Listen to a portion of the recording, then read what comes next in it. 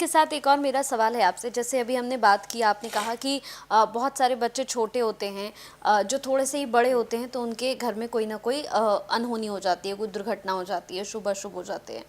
एक और सवाल है इसमें कि कई बच्चे ऐसे होते हैं जिनकी अपने माता पिता से नहीं बनती है। जी। या तो वो अपनी माँ से दूर हो जाते हैं या अपने पिता से दूर हो जाते हैं, या तो उनकी बिल्कुल मतलब आपस में ही नहीं बनती है। मतलब मम्मी ने कुछ कहा तो एकदम बच्चों ने रिएक्ट कर दिया, अच्छे से आंसर नहीं किया। तो ये क्यों होता है कि माता पिता से ही दूर हो जाते हैं देखो, बच्चे? इस दुनिया में जो भी कुछ हो रहा है वो सब कुछ ग्रह स्थिति के गृह आधार स्थिति। पर ही हो रहा है। बिल्कुल। बट इस ग्रह स्थिति को व्यक्ति अपने प्रारब्ध यानी कि पूर्व जन्म के संचित कर्मों से प्राप्त करता है। ये ग्रह स्थिति अच्छी या बुरी, ये आपने पूर्व जन्म में जो कर्मास किए हैं उसी के आधार पर प्राप्त किया है।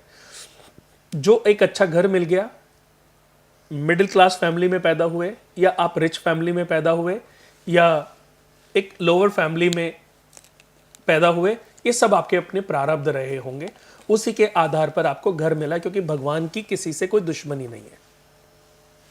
भगवान सबके लिए बराबर देखता है, भगवान की दृष्टि सबके लिए बराबर है। अभी आप धूप में निकल जाओ, 1 करोड़ लोग इस समय धूप में होंगे। सूरज की जो किरणें। और किरणें हैं सबके ऊपर समान पड़ रहे होंगे, उसमें बिल्कुल। गरीब या अमीर तो कोई, भगवान तो किसी में फर्क करता नहीं। फर्क कौन करता है? मनुष्य के अपने प्रारब्ध, जिन्होंने उसको जन्म। अमीर आदमी समय कहीं गर्मियों का टाइम है, दोपहरी मई जून का टाइम है, वो एसी में बैठा होगा। गरीब आदमी बेचारा अपनी रोजी रोटी के लिए मजदूरी कर रहा होगा। यही होता है ना। तो ये सब अपने अपने प्रारब्धों का फल। लेकिन इस जन्म में भी जब मनुष्य जन्म लेता है ना दोस्तों, आपको इस बात को समझना पड़ेगा कि 50% व्यक्ति अपने कर्मों से अपनी जर्नी को भी चेंज कर सकता है, अपने प्रारब्धों के लिखे हुए को भी चेंज कर सकता है। तो ये समझना पड़ेगा। अगर प्रारब्धों को चेंज कर लिया तो आपको सीढ़ी मिल जाएगी, सीढ़ी पे आप चढ़ना शुरू करोगे। जैसे कि एक बहुत प्यारी सी कहानी सुनाता हूं, छोटी सी कहानी है। ए और बी 2 दोस्त थे। दोनों में बड़ी अच्छी दोस्ती थी, बड़ा अच्छा प्यार था, बट दोनों बचपन से ही अनाथ थे। फुटपाथ पे किसी को मिले, उसने पाल पोस के बड़ा किया। जब वो 8-10 साल के हो गए उसकी डेथ हो गई। अब दोनों की जर्नी 8-10 साल के बाद अपनी शुरू हो गई। अब 12 वर्ष की आयु में बड़ा स्ट्रगलिंग लाइफ थी दोनों की। लेकिन दोनों का नेचर भिन्न था। एक था राम और एक था श्याम, ऐसे हम नाम दे देते हैं।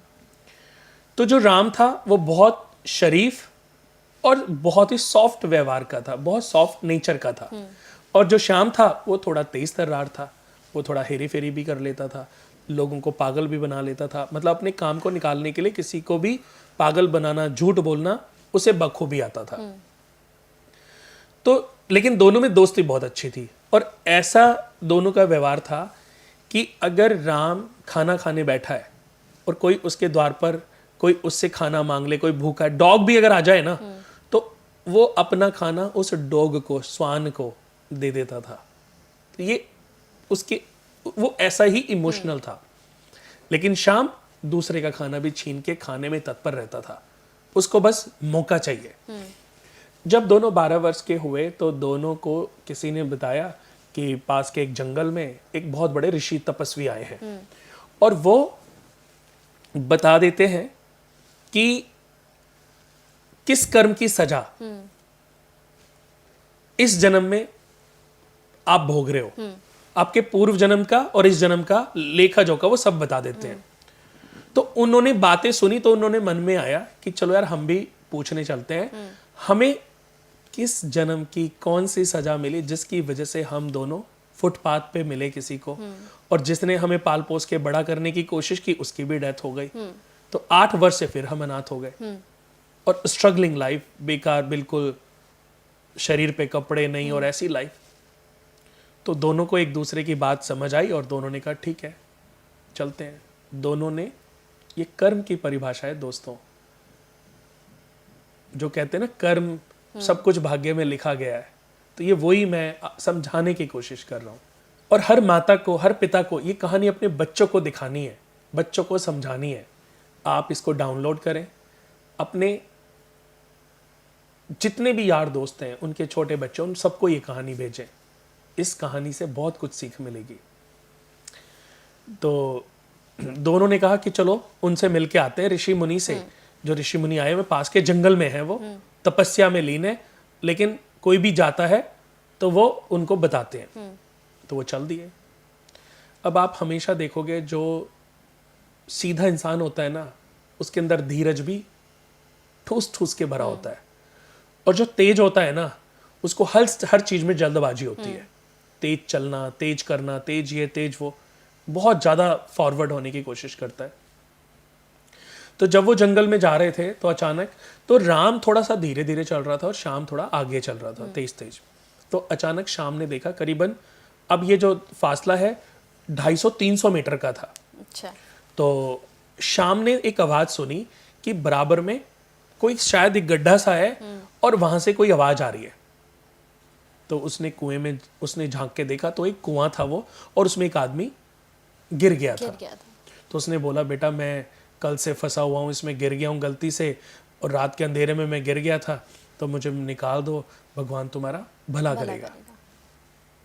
और उसकी रोने जैसी हालत कि मैंने कल से कुछ नहीं खाया, मैं बहुत भूखा हूँ, मुझे निकाल दो बेटा। रोने मतलब परेशान था बेचारा। बट श्याम ने कहा नहीं, मेरे को तो अपने बारे में जानना है, मैं इसके चक्कर में क्यों पढूं। तो उसने कहा नहीं, मेरे पास अभी टाइम नहीं है, और वो आगे बढ़ गया।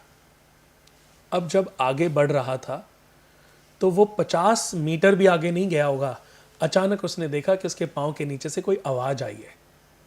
उसने हाथ पाँव हटाया और देखा कि एक थैली सी थी। उस थैली को खोला तो उसमें अशर्फियां भरी हुई थी। अच्छा। अब वो सोचता है कि अगर मैंने उस आदमी को बचाने में समय लगाया होता तो राम आगे निकल जाता, और ये अशर्फियों से भरी थैली राम को मिल जाती। उसने फौरन अपने छुपा ली कि अब तो मैं धनवान बन गया, अब तो मेरे गरीबी के समय चले गए, और आगे बढ़ गया।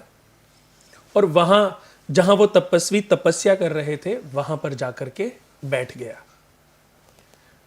इंतजार करने लगा उनकी आंखें खुलने का, राम का, कि मेरा वो दोस्त भी आ जाएगा। अब राम को भी वो आवाज सुनाई दी। तो राम ने जब देखा कि वो आदमी, तो अब उसको उम्मीद तो थी नहीं,